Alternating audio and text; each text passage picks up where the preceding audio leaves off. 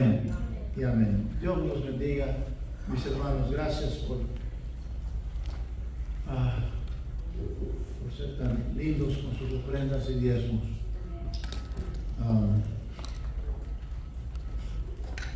Recibí informe del misionero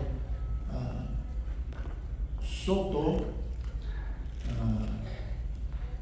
Ever Soto, que está trabajando en Asia, en la India, y parece que está avanzando ya bastante en su idioma.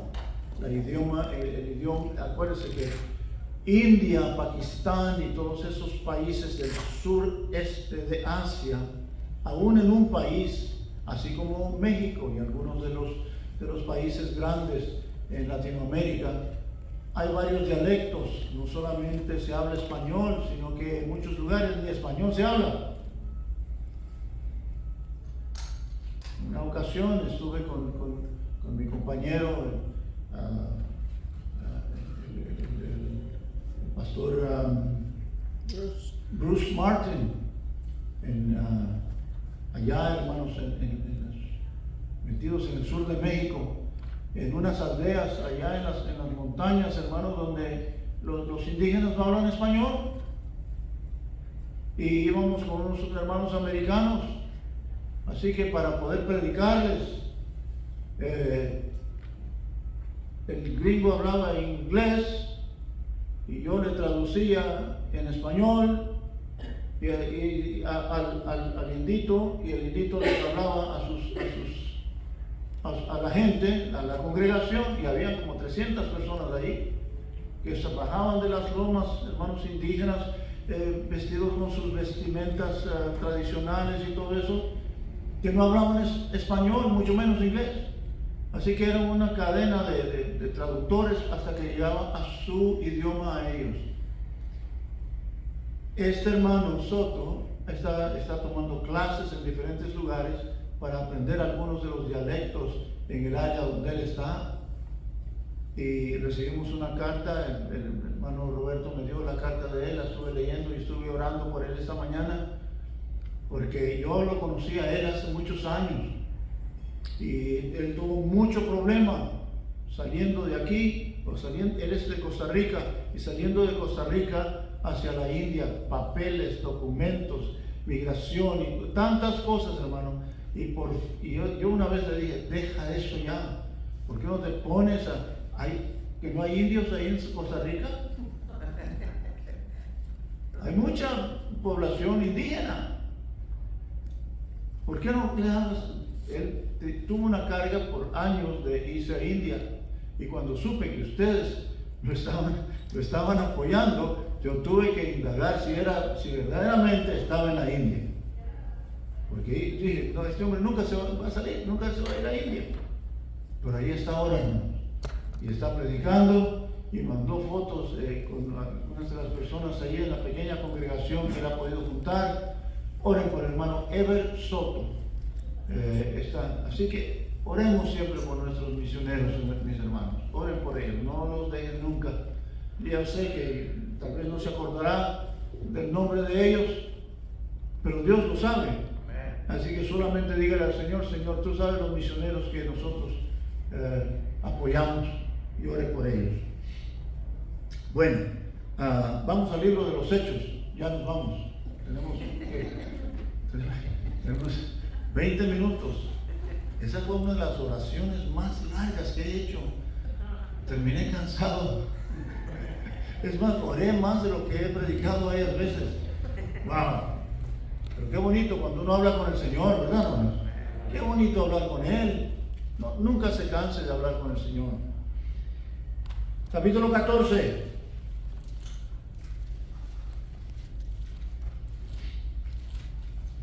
No. Capítulo 13, perdón. 13. Necesitamos terminar el 13 antes de llegar al 14. ¿Recuerdan ustedes dónde lo dejamos? Lo dejamos cuando Pablo y Bernabé están listos para salir en su primer viaje misionero. Y salen ellos contentos, gozosos. Los hermanos los ordenaron, pusieron manos sobre ellos y salieron muy contentos a predicar. Pablo, Bernabé y Juan Marcos, 3 siervos de Dios. Uno de ellos bastante joven, Juan Marcos. Pero algo sucedió. Dice la palabra en el versículo 13, Hechos 13:13. Habiendo zarpado de Pafos, Pablo y sus compañeros arribaron a Perge de Panfilia. Pero Juan, hablando de Juan Marcos, apartándose de ellos, volvió a Jerusalén. Se regresó, los dejó a medio camino, les prometió ayudarles. Pero cuando llegó el momento de la verdad, cuando llegó el momento crítico, el momento de lo hacemos o no lo hacemos, ese momento, hermano, que separa a los hombres de los niños, que separa a aquel que verdaderamente tiene deseos de servir al Señor y aquel que solamente lo dice de labios. A lot of us speak a big language, but very little work, very little deed.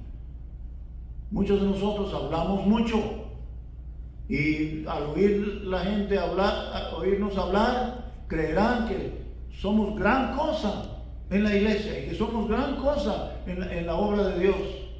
Pero del dicho al hecho hay un gran trecho, mis hermanos. If you're going to talk the talk, then you better walk the walk.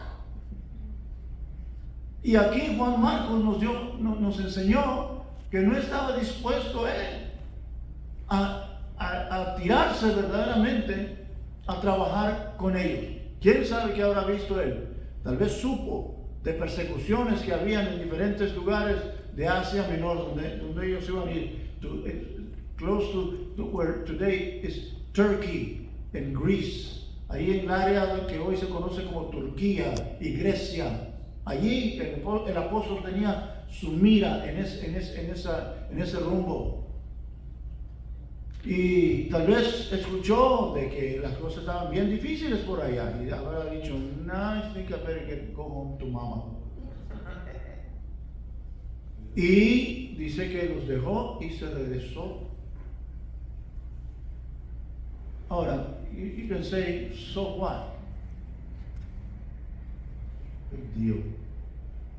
Ellos pudieron seguir y siguieron. Pero la cosa es que habían planeado el viaje para 3. Y llevaban tal vez equipaje, tal vez llevaban cosas que ahora entre 2 tenían que hacerlo. Además de muchas veces cuidar de su salud, cuidar de los peligros de la gente que quería hacerles mal, entre 2 nomás en vez de tener 3. La cosa es que Saulo siempre fue un hombre bastante duro, bastante firme, bastante serio. Y ahora que era Pablo, mucho más todavía, porque ahora él seguía la voluntad de Dios y para él las cosas de Dios eran serias.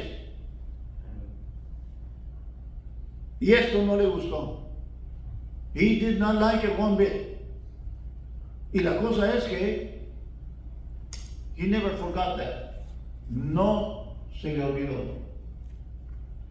Y como les dije la semana pasada, rapidito, ellos van a ir y van a terminar su viaje, van a evangelizar por todos lados y todo eso, y regresan una vez más a Jerusalén a dar un informe a la iglesia. Pero luego que se arreglaron ciertas cosas en la iglesia, decidieron salir otra vez a dar otro viaje más grande, a abarcar más territorio,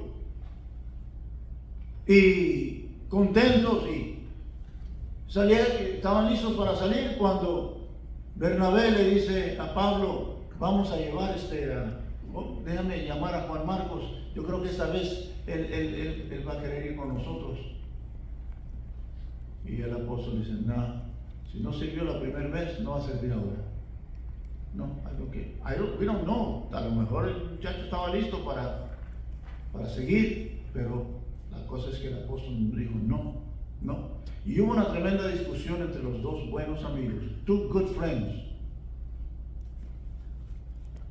Pablo y Bernabé eran buenos amigos, tremendos siervos de Dios, pero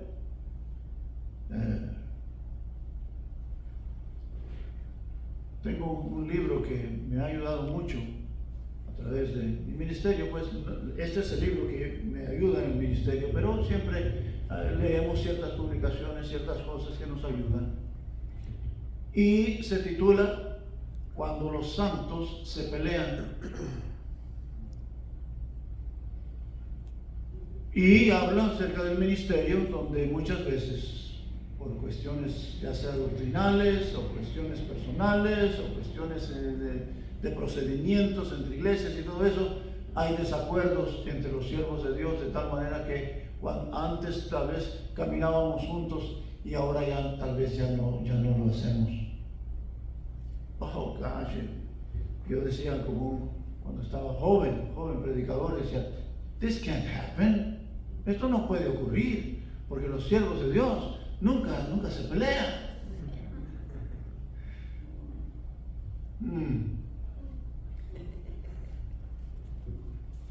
Nunca se pelean.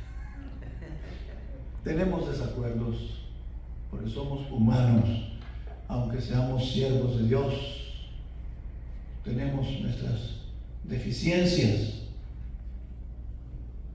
Y eso fue lo que ocurrió allí, de tal manera que Bernabé entonces le dijo a Pablo, entonces vete tú, yo me voy por acá con Juan Marcos, y vete tú. Y Pablo invitó a un hombre llamado Silas, otro buen siervo de Dios, y Pablo y Silas se fueron, y Bernabé y Juan Marcos se fueron por otro lado. Los dos sirvieron al Señor, hicieron la obra del Señor, pero nunca trabajaron juntos, ever again. ¿Qué cosa? Que nunca pudieron trabajar juntos, simplemente por la acción de Juan Marcos de dejarlos a medio camino y regresarse a la casa de su mamá, de su madre, en Jerusalén.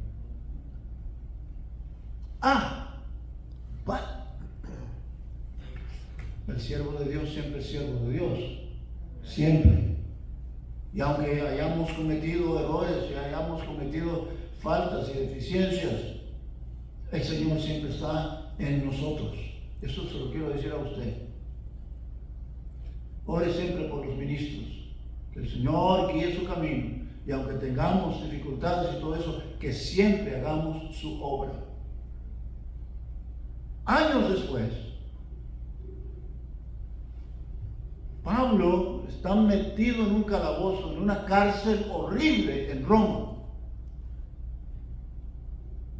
Los que han ido en esas giras que dan, así como la que el hermano Fiesto va a dirigir en octubre o noviembre, por ahí, algunas de esas giras dan un viaje extra a Roma y se visita el lugar del pretorio. Se visita el lugar donde estaban los calabozos, donde Pablo estuvo prisionero. Todavía las ruinas están allí. Y un lugar horrible, hermanos. Si la cárcel en cualquier lugar es algo feo, algo tremendo, algo horrible. ¿Puede usted imaginarse cómo era un lugar así hace 2000 años? Donde no había agua potable, no había luz eléctrica, no había calentón, no había nada de eso, no había un lugar para hacer el baño, algo tan sencillo y tan simple como eso. No había comida de quién sabe qué les daban a esos pobres prisioneros. There was no such thing as hot food and water and things like that. Forget it. Él estaba ahí metido, hermanos. Y cuando le escribe, la última carta que él escribe, lo último que él escribe con su manita, se la manda a uno de sus discípulos, que fue uno de sus estudiantes, un hombre llamado Timoteo. Y le escribe y le da últimas recomendaciones.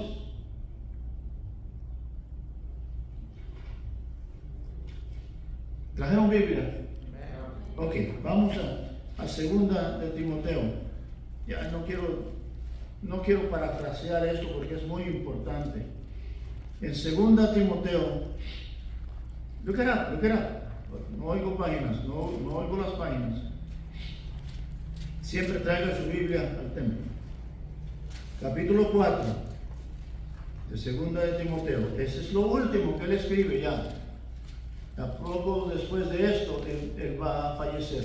Él mismo lo dice. En el versículo 6, él mismo dice: yo ya estoy para ser sacrificado. El tiempo de mi partida está cercano. Él sabe bien que va a morir pronto, ya sea de enfermedad, de hambre, de las torturas que él estaba sufriendo. They were torturing him regularly. So he's dying, he knows it. So this is the last things that he writes. Y él nos habla acerca de haber peleado la buena batalla y todo eso. Pero el versículo 9 le dice a Timoteo, ven a verme antes de que me muera. I want to see a friendly face. Antes de que me muera, quisiera verte, le dice. Procura venir pronto a verme. Demas, comienza a hablar de varios de sus amigos y obreros. Demas dice: me ha desamparado, amando este mundo, y se ha ido a Tesalónica. Uno de sus fieles colaboradores antes lo dejó y regresó al mundo. Dice: Crescente se fue a Galacia, Tito se fue a Dalmacia. O sea, estoy solo, solamente Lucas, el médico amado, el médico que siempre cuidó de Pablo, el doctor Lucas, Dr. Luke, dice: solo Lucas está conmigo. Pero luego esta frase me golpea a mí siempre, hermano. Tal vez él había escuchado de que aquel Marcos, que una vez los había dejado plantados, y con quien, y que por él había tenido aquella tremenda controversia con Bernabé, con su amigo, y todo eso años antes. Tal vez había oído de que Marcos no andaba en las cosas de Dios, que tal vez se había apartado de las cosas del Señor. I don't know. Yo pienso que algo le motivó a este hombre a decirle a Timoteo, ve y busca a Marcos. Go look for him. Búscalo y tráeme. Hay algo que necesitamos arreglar. Él me es útil. Aunque él crea que ya no sirve para el ministerio, que ya no sirve para nada, como dice. Ya no sirve para nada. ¿Cuántas veces alguien ha cometido un error y lo echamos fuera y no queremos nada que ver con él? Cuidado. Él dice: busca a Marcos y tráele contigo, porque me es útil para el ministerio. Y todo ocasionado por aquella separación años antes. Cuando usted haga una decisión por servir a Cristo, do it. Usted viendo para atrás, haga lo que usted le dijo al Señor que iba a hacer. Don't be playing with him. No juegue con él. Él es misericordioso para con nosotros, pero también, hermanos, nos da una buena disciplinada. Si disciplinó a Juan Marcos o disciplinó a Pablo, I don't know cómo estuvo la cosa. Pero en una ocasión antes de morir, este hombre dice: I need to see Mark again. Yo necesito ver a mi enemigo una vez más. Fíjense qué tremendo. Él no tenía por qué.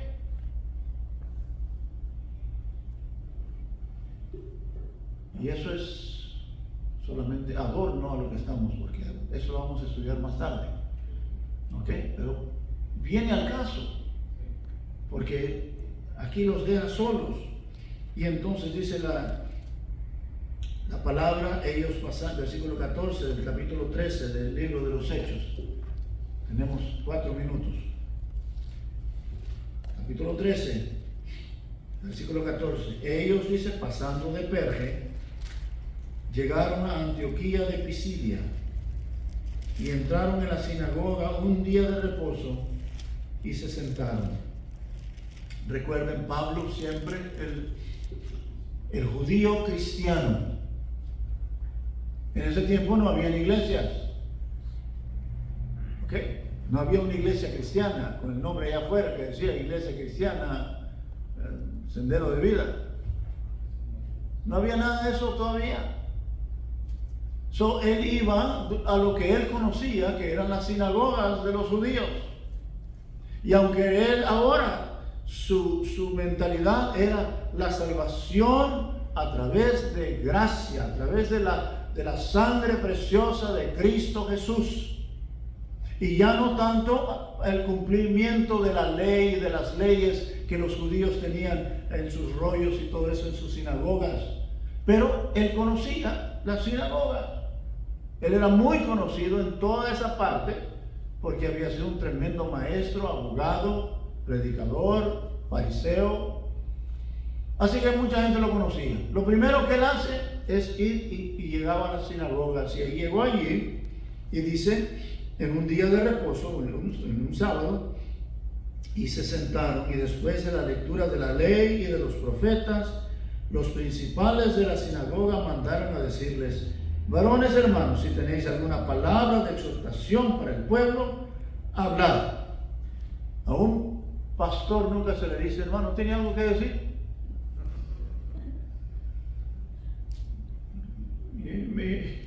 Acomódese.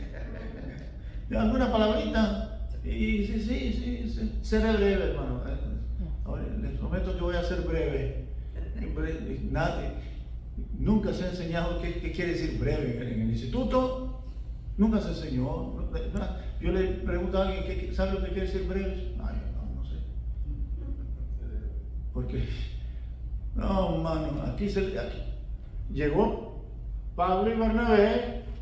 Conocen a Pablo, conocen el famoso Saulo de Tarso, fariseo de fariseos, conocido por toda esa región. Aquí está Saulo, aquí está. ¿Tiene algo que quisiera compartir con nosotros? Ahorita van a ver, digo Pablo. Ahorita. Oh, sí. Y no lo vamos a estudiar todo. Es más, no lo voy a estudiar del todo este mensaje.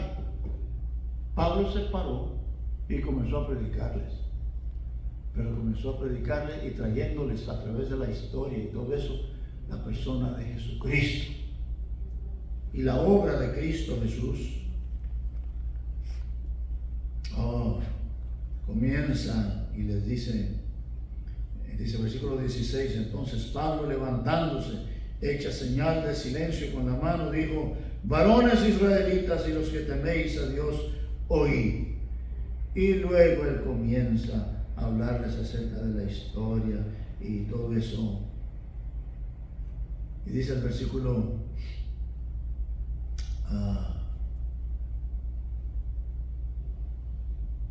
23, habla acerca de la simiente de David y todo eso.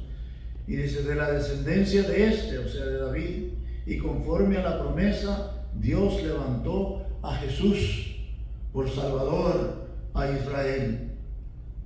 Acuérdese que él está predicándole a su pueblo conforme a lo que San Juan nos dice en su evangelio, que a lo suyo vino y que los suyos no le recibieron. Así que la carga de Saulo o de Pablo era hablarle a su pueblo judío de que la salvación ya había llegado, pero que ellos la habían rechazado y lo habían crucificado en una cruz. Ese era el mensaje ahora.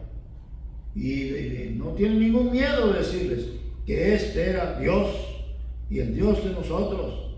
Dice el versículo 29, y habiendo cumplido todas las cosas que de él estaban escritas, quitándolo del madero, dice, lo pusieron en el sepulcro, mas Dios le levantó de los muertos, y él se apareció durante muchos días a los que habían subido juntamente con él de Galilea a Jerusalén, los cuales ahora son sus testigos ante el pueblo. Y nosotros también, dice, os anunciamos el evangelio de aquella promesa hecha a nuestros padres. Y comienza a darles ahora el mensaje de salvación. Dice en el versículo 38, sabed pues esto, varones hermanos, que por medio de él se nos anuncia perdón de pecados. O sea, ya no por la ley, sino que por medio de Jesucristo. Y que de todo aquello de que por la ley de Moisés no pudisteis ser justificados, en él es justificado todo aquel que cree. Qué bonito. Acuérdense que él era un abogado tremendo. Él sabía cómo hablar el lenguaje que convence. Él está hablando aquí como un abogado que quiere convencer, no al juez, sino que al jurado, que aquí hay un reo que está peleando por su vida. ¿Es culpable o es inocente? Si es culpable, lo van a matar. Si es inocente, él tiene libertad. Y el abogado que lo defiende a él viene y le habla aquí a 12 personas que están aquí según nuestro sistema legal en Estados Unidos. Les habla a ellos y trata de convencerlos con las evidencias que se presentaron durante el juicio. Y él tratando de enseñarles y decirles que este hombre no pudo haber hecho de lo que se acusa. Y es lo que Pablo está haciendo aquí. Está hablando a los judíos de la sinagoga, diciéndoles que Cristo ahora es el perdón de tus pecados, no tanto la ley. Acuérdense que la ley es una carga tremenda. I'll talk about this next week. La carga de la ley versus la bendición de la gracia. Nadie puede cumplir la ley. Si usted cree que puede ser salvo cumpliendo la ley, ya la regó. Nadie puede ser salvo. Es que de los 10 mandamientos no podemos ni cumplir ni uno. Todos los hemos ya los hemos violado. Toditos. Bien. Así que no podríamos ser perdonados por la ley. Pero Cristo Jesús tomó la ley sobre sí mismo y Él llevó nuestro pecado sobre Él, y por su sangre nosotros somos salvos. Qué bonito, ¿verdad? Qué linda la gracia de mi Señor, ¿verdad? Ahora sí. Y entonces mucha de la gente ahí se entusiasma y dice, I want some of that. I want to be saved through that because I know that I can't fulfill the law. The law, I always mess up. But I would like to know more about this Jesus and how I can be forgiven. ¿Cómo puedo yo ser perdonado como usted está hablando?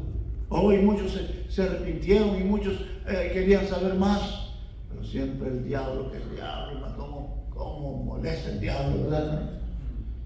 Incitó a mucha gente que vinieran y se pusieran en contra de los... Bueno, vamos a hablar de eso la semana próxima. Ya me volé 5 minutos más. Pónganse en pie, vamos. Let's go home. What do you say? Thank you. Nadie dice, sí, le pasó, sí, nadie no me...